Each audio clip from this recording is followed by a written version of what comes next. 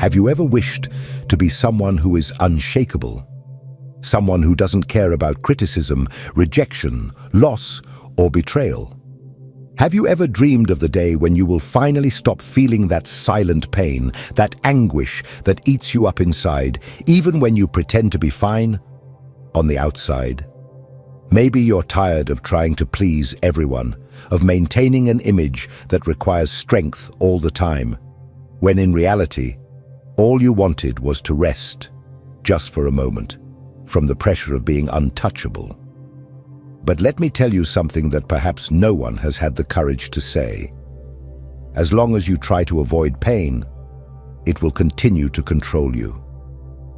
As long as you try to numb yourself, to protect yourself, to hide, you will remain a hostage to everything that happens around you, to the words that hurt you, to the actions that disappoint you, to the silences that kill you inside.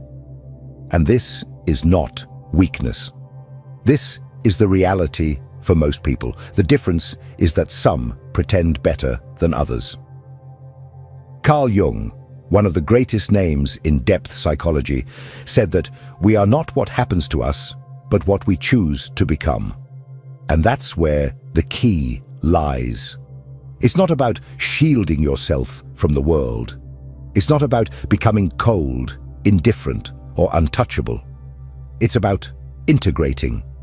It's about bringing to light everything that currently affects you in the dark.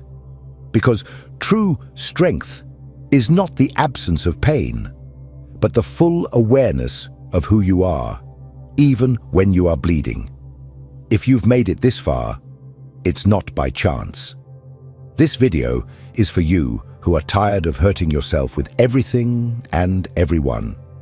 It's for you who feel that you are always at an emotional disadvantage, as if other people have a power over you that you don't understand.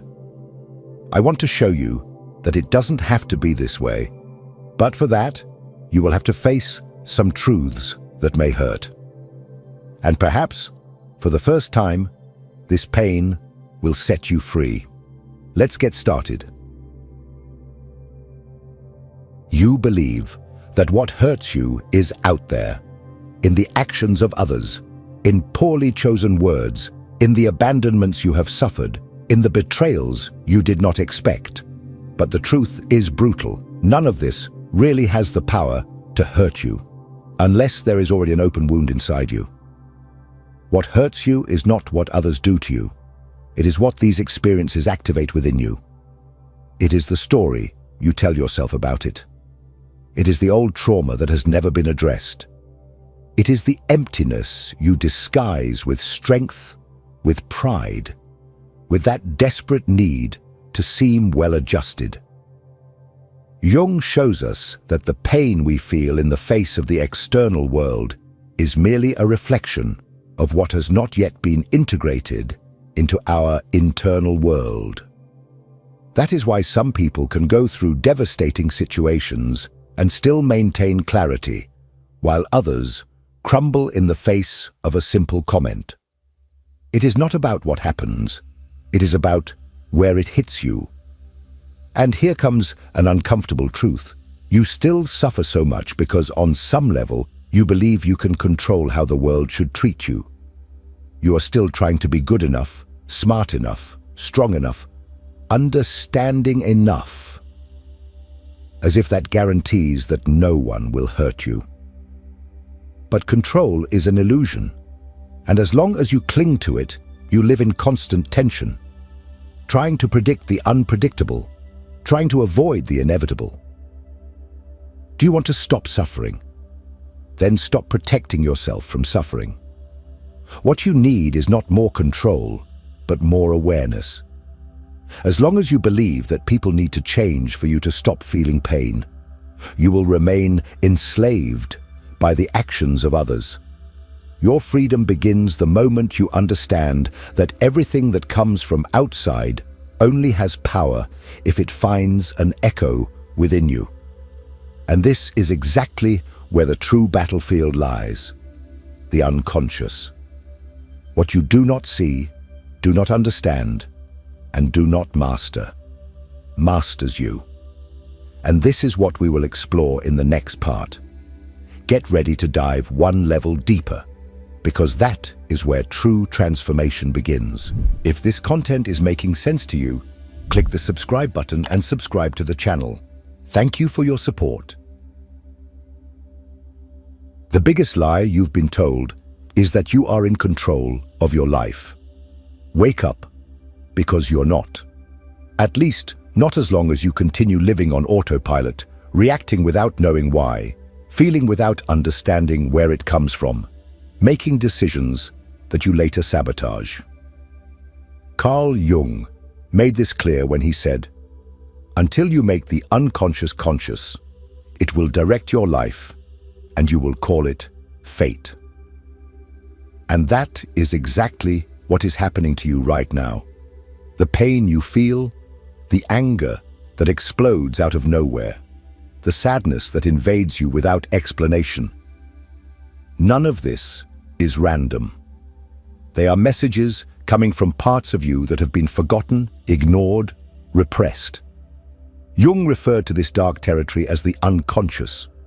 And it is not just a cloud of vague thoughts. It is an active force, an entire system of memories, traumas, desires, and fears that you do not want to face, but that continue to decide what you feel and how you act. You wonder why certain words destroy you while other people don't care. Because those words touch sensitive points within you that are still alive. And if they are alive, it is because you have never confronted them. You have only pushed them under the psychological rug, and now you keep tripping over them. Jung said, "We cannot change anything until we accept it. Condemnation does not liberate, it oppresses." And what have you been doing? Judging yourself, repressing yourself, silencing yourself, as if that would solve anything. The truth is that the unconscious does not disappear just because you ignore it. It only finds more dangerous ways to manifest. In toxic relationships that you repeat, in patterns of self-sabotage that you cannot break, in anxieties and fears that arise when everything seems to be going well. This is not bad luck. It is your unconscious trying to wake you up, but you insist on sleeping. Do you want to be someone who is no longer hurt? Then stop running away from what is inside you, because as long as you do not know your unconscious, you will be a puppet of your emotions. And the more you try to protect yourself from external pain, the more vulnerable you become to internal pain. But there is a way out, and it is not in defending yourself. It is in integrating yourself. Because becoming untouchable is not an act of resistance, it is an act of deep knowledge. This is what we will see next. What does it truly mean to be someone who is unshaken? And why does this strength not come from armor, but from acceptance? Let's continue. Most people believe that the only way to avoid getting hurt is by closing themselves off. They build walls, create masks, develop emotional armor, and pretend that nothing affects them. They say, "I don't care anymore, I couldn't care less, nothing gets to me." But inside, they continue to bleed. They keep corroding. Because the problem was never about feeling. The problem is not knowing what you are feeling and why. And this only happens to those who do not yet know themselves. Jung was precise when he stated, "Know all the theories, master all the techniques, but when touching a human soul, be just another human soul." And that human soul you insist on hiding behind a strong, invulnerable, controlled character. It is screaming to be seen. Becoming emotionally strong has nothing to do with being cold. It has nothing to do with ignoring pain, avoiding conflict, or pretending not to care. It has to do with integrating, with accepting, with bringing to light everything you have buried in the dark. You do not become untouchable by creating a barrier between yourself and the world. You become untouchable when you realize that no one can touch what has already been embraced within you. When you integrate your shadows, your fears, your flaws, your insecurities, you stop reacting to everything. You observe, you choose. You are no longer an emotional puppet. And that is true freedom. Jung called this individuation, the process of becoming who you really are. Not what others expect of you, not what you thought you should be to be accepted, but what emerges from within, from the meeting of light and shadow, between ego and unconscious. Individuation is not a process of perfection, Jung said, but of integration. You do not need to become a better person. You just need to become whole. And here is the secret that no one told you. The more you run from pain, the more it chases you. The more you try not to be affected, the more fragile you become. But when you face your own wounds, when you accept who you are, with all that is beautiful and ugly, noble and shameful, nothing outside has the power to dismantle you. However, this path requires courage. Courage to look within. Courage to abandon the masks. Courage to feel. Because it is precisely in pain that the key to transformation is hidden. And that is what we will discover in the next part. How suffering, far from being an enemy, can become the gateway to your true strength. Let's dive deeper, and this time, without fear. You learned to hate pain. Since you were little, you were taught that suffering is a sign of weakness, that crying is a waste of time, that feeling too much makes you vulnerable, and so you began to run, to avoid, to deny. But the more you flee from suffering, the more it chases you. And the worst part, it changes form. It disguises itself as anxiety, anger, apathy, boredom, self-destructive impulses that you don't even understand where they come from. Ignored pain does not disappear. It just digs tunnels inside you until one day, without warning, everything collapses. Jung saw suffering in a completely different way. He believed that pain was the messenger of the soul, the alarm of the unconscious, the language that the self, what you are in your entirety, uses to get your attention. He said, "Depression is like a lady in black. If she appears, don't push her away. Invite her to sit down, offer her a coffee, and listen to what she has to say. But you don't listen. You silence yourself, distract yourself, keep yourself busy, numb yourself. You do everything to avoid looking at what really matters. What is this pain trying to show you? The truth is that suffering only hurts so much because you are still at war with yourself. There is still a part of you wanting to grow and another part wanting to keep everything as it is. There is something inside you that cries out for transformation, but your ego, accustomed to control, tries to suffocate that call. And it is in this friction that pain is born.